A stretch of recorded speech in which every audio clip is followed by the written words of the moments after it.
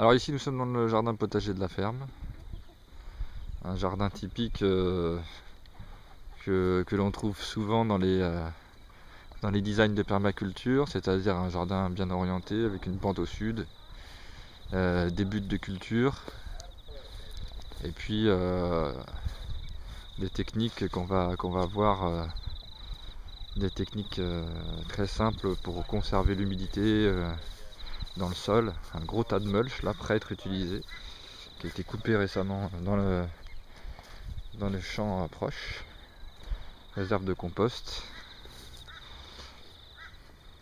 Donc une des principales qualités de ce genre de jardin, c'est qu'on mulch énormément, c'est-à-dire qu'on utilise un paillis en surface des cultures, comme vous pouvez le voir ici. Ce paillis, il a plusieurs vertus, hein. D'une part, il protège le sol du lessivage, hein. Quand il pleut très fort, on n'a pas de terre qui s'en va, on n'a pas de sol qui s'en va, on n'a pas d'érosion non plus par le vent. Le sol est jamais à nu, hein, ce qui fait que dans la nature de toute façon on n'a jamais de sol à nu, hein, on a toujours un sol couvert, donc c'est une chose auquel il faut faire très attention. L'avantage de ce genre de paillis aussi, c'est qu'on a une humidité qui reste constante sous le paillis. On n'a presque pas besoin d'arroser, voire pas du tout dans certains endroits, puisque l'humidité est très présente sous le paillis et il n'y a pas de transpiration, il n'y a pas d'évaporation, pardon. Je suis concentré sur ce que je fais en même temps, c'est un peu compliqué. Donc il n'y a pas d'évaporation, l'humidité reste constante sous le paillis. Et puis le gros avantage qu'il y a, c'est que vous voyez, il y a certains endroits où le paillis commence à se décomposer. Les micro-organismes du sol font leur travail, c'est-à-dire qu'ils commencent à décomposer le paillis, ils l'intègrent au sol, et puis vous retrouvez une terre superbe dessous, hein, puisqu'elle est constamment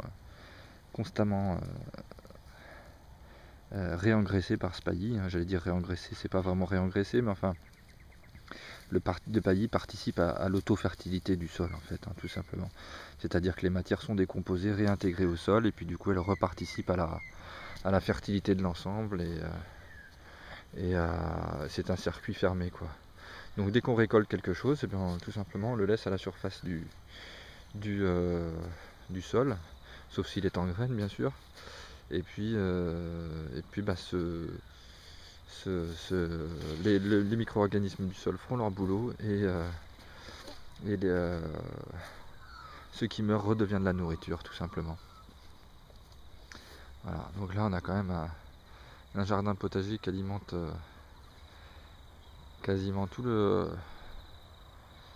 centre de formation. Bon, ici on est en hiver là en Australie, hein, donc même s'il fait encore une dizaine à une vingtaine de degrés la journée, on n'a pas une variété de cultures comme on pourrait avoir en été.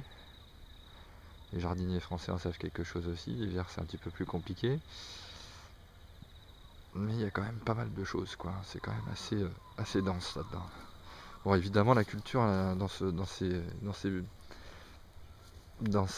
buts sont des cultures associées, hein. C'est-à-dire qu'il y a des plantes qu'on peut mettre ensemble, qui vont s'apporter mutuellement des bienfaits. Il y a un livre assez connu qui s'appelle Le poireau préfère les fraises. Donc certaines plantes peuvent apporter énormément à d'autres, soit en les protégeant, en attirant des insectes qui feront que l'autre espèce ne sera pas mangée, soit en nourrissant, en fixant des nutriments pour une autre espèce. Donc ça s'appelle la culture associée.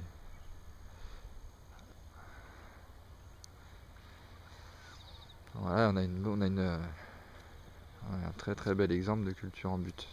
Les passages au milieu, ils sont régulièrement entretenus. Et puis on n'a pas un gros désherbage à faire, hein, quand on a des paillis aussi importants, tout simplement parce que ça coupe la photosynthèse, hein, le paillis, et puis il n'y a pas de lumière, donc le développement de mauvaises herbes, entre parenthèses d'indésirables on va dire, ne se fait pas ou beaucoup moins, quoi. Puis même s'il y en a quelques-unes, elles sont très faciles à enlever parce qu'elles ne sont pas enfoncées dans la terre mais dans le paillis. Et donc c'est pas très compliqué à retirer. Voilà, voilà. À la prochaine.